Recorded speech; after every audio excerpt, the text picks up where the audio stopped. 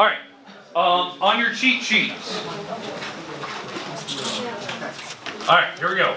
On the cheat sheet, we're going to be adding a few properties to this. Again, the section we're in is based on all the identities. Yesterday, if you were gone, if you're missing, if you were absent for any other reason, we talked about double angles. On that cheat sheet, the double angle formulas, there is three main ones, sine, cosine, tangent, but cosine has three of them.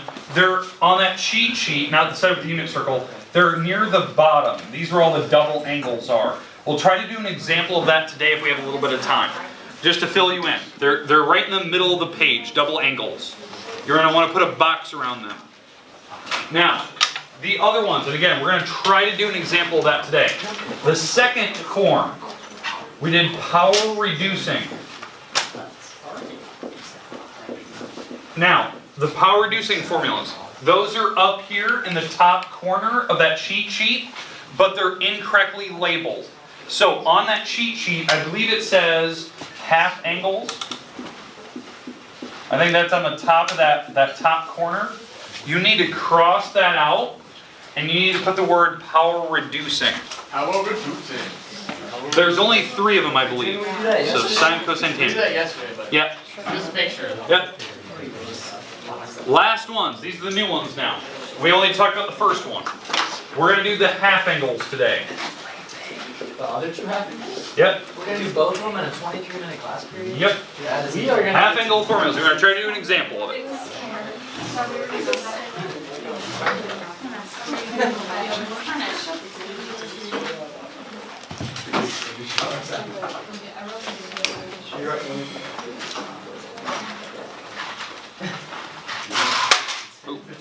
Oh, that sounds bad. Mr. Bell is everything except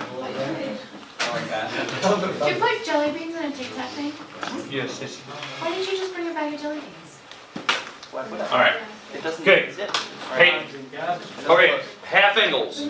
These three. Hey. Okay. The new half angles. I would either put them off on the bottom, on that bottom, the bottom border, off on one of the sides. But there's two more half angle formulas we have to get, but tangent technically has two other ones. I don't know if we'll get to that second one today, or those other types, but I want to at least show you what they are. Yesterday, I believe we did the half angle formula for sine, correct? Sure. Absolutely. Okay, now this is what you should have in your property sheet. This is the one that we added. It was a big square root, 1 minus cosine of alpha, all over 2. Yep. This is a half angle formula. It's one you have to add. It is not on your property sheet.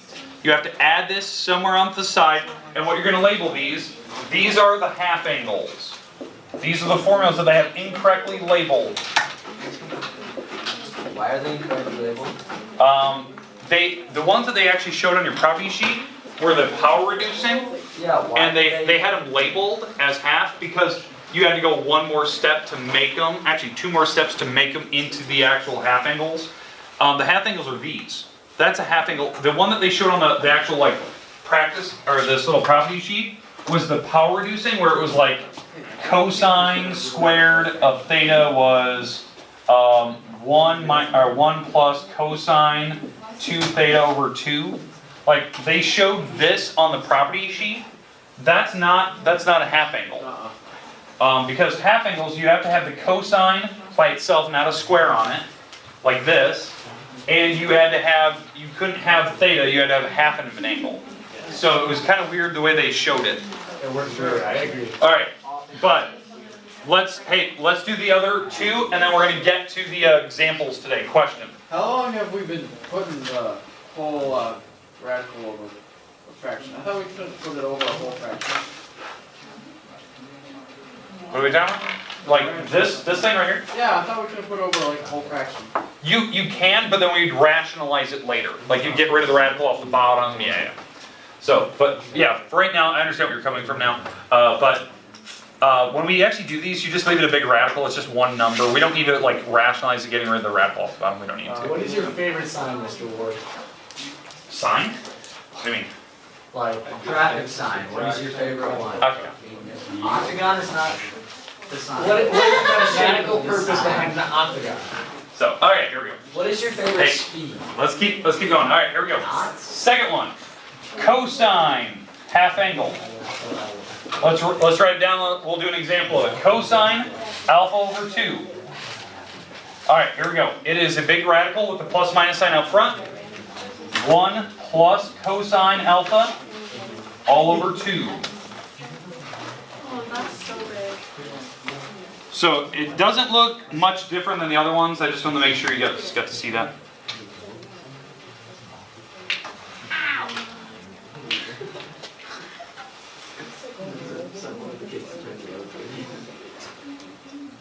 All right, last one. Last one. Now, hey, this is the one that's a little controversial. Let me explain. Tangent. Tangent alpha over 2. Now, I understand where this one comes from, but this is not the one that I would particularly use for tangent, even though this is the one that every textbook will show. They'll show this. It's 1 minus cosine of alpha over 1 plus cosine alpha. That's the formula for tangent. These are the 3 you should add on your paper. Here's what I need you to be sure of. You need to have some room around this one still. The bottom one, the tangent half angle. We're going to add other ones that instead of doing this one, there's a different form for the half angle for tangents that I'd rather have you use because it won't have radicals. And it's a lot easier to like simplify and solve. I have a question. Yes. Why is it for both sine and cosine, why is it cosine on the right side? Oh, for these? Yeah. Because when you look at the power reducing ones, if you go to the power reducing where it's like sine squared equals the, like, it has 1 minus and it has that, they're cosines on that side. And when you take the square root to the other side, like the power 2 off the, like the sine squared, the cosine's still on the other side. They're made from the formulas we did yesterday for the different forms of the double angles for cosine. Cosine had those weird double angle formulas down at the bottom. Oh, yeah. They're made from that. Okay. And if you notice those double angle formulas, both of them had cosine of theta, or 2 theta I mean. So they both had cosines in it for sine and cosine. All right. Hey, does everyone have these 3 written down? Now, Yes, Mr. Ward. we're gonna look at this second, or this third one I should say. We're gonna look at this one probably tomorrow. I don't want to take the whole time today. I just want to do a quick example of how to use a half angle, and that's probably where we'll end today, because I know we don't have a lot of time, and I want to make sure that you understand. You can ask questions if you have it. So, let's do an example of a half angle formula. Mr. We Ward, haven't actually seen this yet. do you know what the conversion from knots to miles per hour is? Can you figure it out? I could. I don't know. Can you? I will. If you need it, I'll figure it out by the end of the day. I was thinking end of the period. Alright, I'll look it up. That's a weird thing to know. Alright. Okay, here we go. This is the problem I'd like you to write down. Cosine 22.5 degrees. Alright. Now I want to know what the exact answer for this problem is. 7. No. No, 7. Alright. So threw me off. Alright, what we're gonna do, we're gonna change this angle to a half angle, and then we're gonna plug it in the formula. So this 22.5 is half of something. So if we go backwards, 22.5 is 45 divided by 2. That's what it is. Now I know that's weird that you know that. There's certain half angles that appear in the book every now and then, and especially in calc, but 22.5 is 1 because it's half of 45. This, if I actually attempt to solve this problem right here using my formula, it will actually give me the exact answer for cosine of 22 without a calculator. So, now, before we start, you have to think about what quadrant is this in? 1. That's in quadrant 1. Everything is positive in quadrant 1, so your answer is going to be positive. That's how I think of it. You have to think about what quadrant is your angle legitimately in, and is it positive or negative in that quadrant for cosine? Because I'm doing cosine in this particular problem. So everything in the first quadrant is positive, so it doesn't matter. So because we're in quadrant number 1, first quadrant. So Now when I plug these numbers in, when I go to the actual formula here, we figured out it was plus or minus originally. We have the radical. Now we're doing 1 plus cosine of 45, and we're dividing by 2.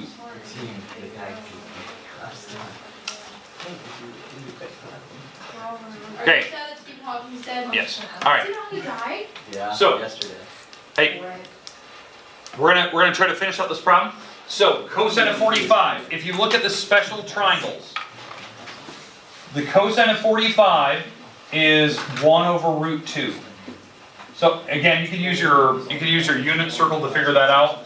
Now, why did I plug 45 in here? Because that's my alpha. The alpha is the top number here on that fraction. So that's the number that goes here. That's the alpha number. It's not the number divided by 2, it's just that whole number by itself. Now, when we actually solve this, we have to simplify the fraction and go from there. I'm going to get common denominators, go root 2 over 2 here. So 1 plus root 2 over 2.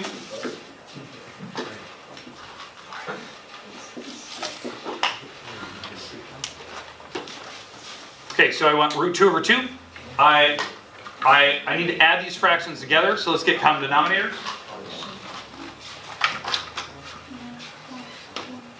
Okay, so what's my common denominator with the 1 and the root 2 over 2? 2. 2's.